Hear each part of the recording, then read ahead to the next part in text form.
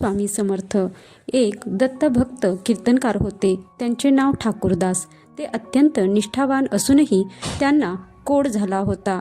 त्यामुळे ते खूप दुःखी होते आणि त्यांनी संसार सोडून काशीला जाण्याचा निर्णय घेतला. काशीला जाण्यापूर्वी ते गाणगापूरला दत्तचरणी कस्तुरी अर्पण करण्यासाठी गेले. त्याच रात्री त्यांना स्वप्नात साक्षात दत्तगुरूंनी आज्ञा दिली की काशीला न जाता अक्कलकोटला जा. ठाकूरदास अक्कलकोटला स्वामी समर्थांकडे आले. स्वामींनी त्यांना पाहताच हमारी कस्तुरी लाव असे म्हटले. यावरून ठाकूरदास यांना स्वामींचा अधिकार कळला. त्यांनी स्वामींना विचारले की इतकी दत्त उपासना करूनही मला कुष्ठरोग का झाला. स्वामींनी त्यांना सांगितले की हे तुझे भोग आहेत, वेळ आली की संपतील. काही दिवसांनी स्वामींच्या कृपेमुळे ठाकूरदास यांचा कुष्ठरोग बरा झाला. कर्मामुळे विपरीत प्रारब्ध प्राप्त झाले तरीही सत्कर्माची कास कधीही सोडू नये.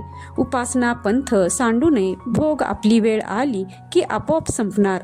म्हणजेच वाईट काळ असला तरी चांगले कर्म करणे सोडू नये आणि देवावरील निष्ठा ढळू देऊ नये.